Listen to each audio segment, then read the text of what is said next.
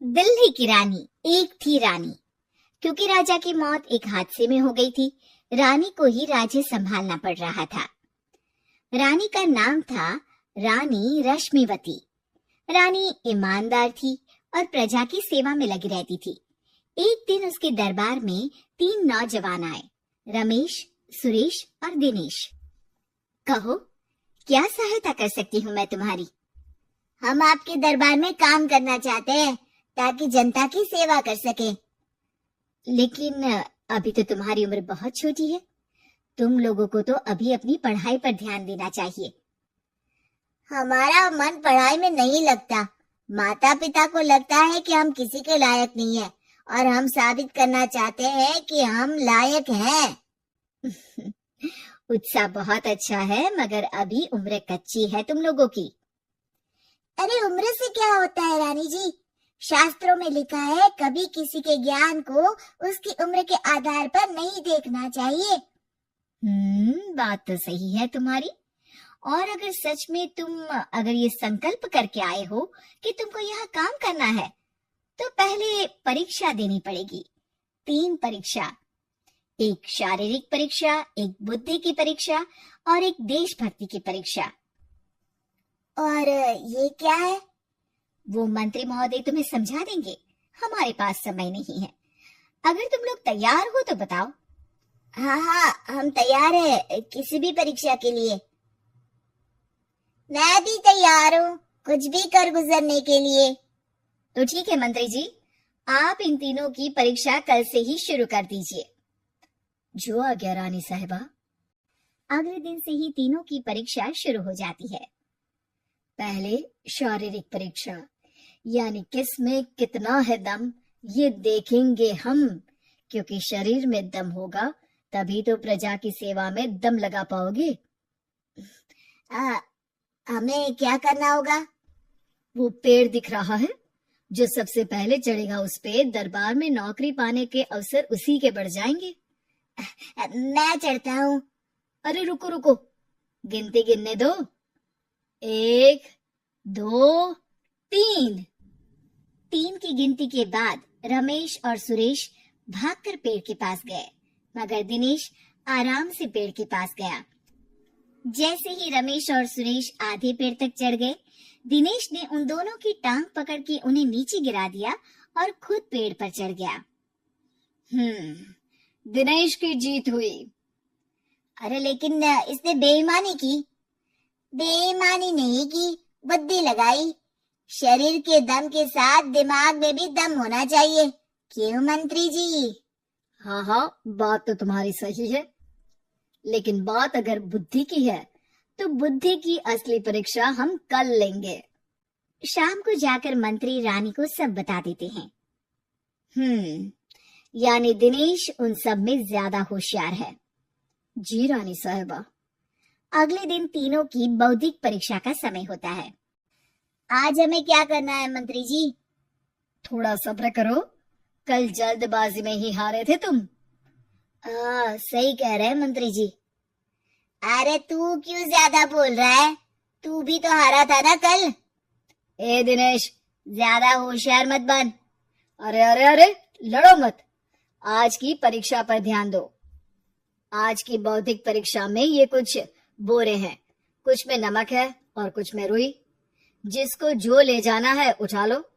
देखते हैं कि कौन जल्दी से कोई भी एक बोरा नदी के उस पार लेकर जाता है। समय शुरू होता है अब। तीनों बोरों की तरफ बढ़ते हैं। सुरेश, नमक की बोरी भारी है, ले जाने में मुश्किल होगी। हाँ, सही कह रहा है, रुई हल्की है, हम दोनों रुई लेकर चलते हैं। अरे भाई, मैं तो नमक लेकर जाऊंगा। रमेश और सुरेश ये सोचकर हंसते हैं कि आज तो दिनेश हार ही जाएगा। दौड़ शुरू होती है। 1, 2, 3। तीनों नदी की तरफ भागते हैं। रुई में वजन कम होने के कारण रमेश और सुरेश आगे निकल जाते हैं और दिनेश थोड़ा पीछे। पर जैसे ही वो सब नदी में जाते हैं, दिनेश की बोरी का नमक गलने लगता है और वजन कम हो जाता है, जबकि रमेश और सुरेश की रुई में पानी भर जाता है और बोरी का वजन बढ़ जाता है। अरे ये इतनी भारी क्यों हो गई रमेश? अरे मुझे क्या पता, शायद जादुई बोरी है। अरे लगता है कि हम बेवकूफ बन गए। बने नहीं हो, तुम हो ही बेवकूफ। इतना तो पता होना चाहिए कि पानी में नमक गल जाएगा। दिनेश का पूरा नमक गल जाता है और बोरी खाली हो जाती है। वो जल्दी से रेस पूरी कर लेता है। इस परीक्षा के विजेता भी दिनेश ही हैं। उसने दिमाग लगाकर दिखा दिया कि वो बौद्धिक परीक्षा में भी रमेश और सुरेश से आगे है। अब कल तुम्हारी देशभक्ति की परीक्षा होगी, जो स्वयं रानी मां लेंगी।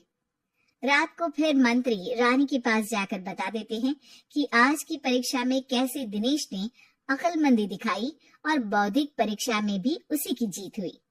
अरे वाह, दिनेश तो हमारे बहुत काम आ सकता है। हम उत्साहित हैं कल की परीक्षा के लिए। वो तो ठीक है रानी साहिबा, लेकिन हमने सुना है कि पड़ोसी राज्य का राजा आकाशदीप हमारे राज्य की सीमा में घुसपैठ कर रहा है। ये तो चिंता की बात है। हमें जल्द ही कुछ करना चाहिए। अगले दिन रमेश, सुरेश और दिनेश अपनी आखिरी देशभक्ति की परीक्षा के लिए दरबार में आते हैं। प्रणाम रानी साहिबा। नमस्कार रानी जी।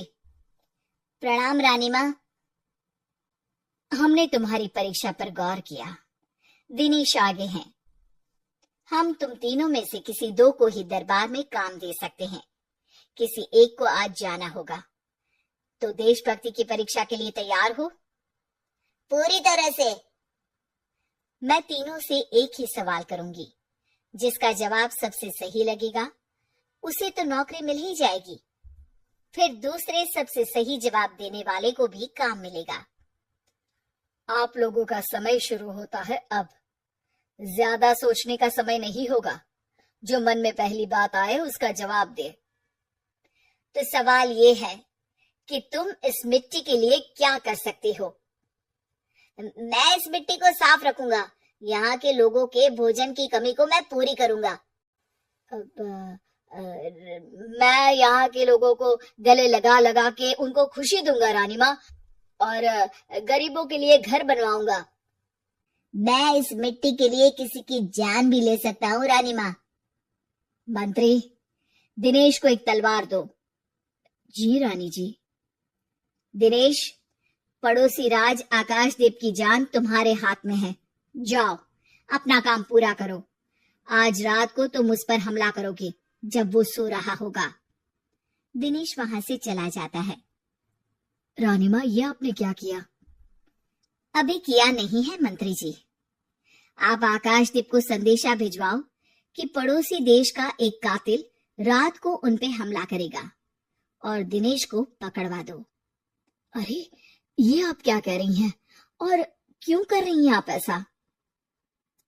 राजा को लगेगा कि हमने उसकी मदद की, उसकी जान बचाकर।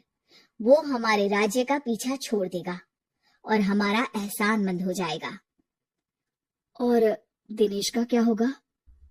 इस राज्य को दिनेश जैसे शातिर और लड़ाकू लोगों से ज्यादा जरूरत है।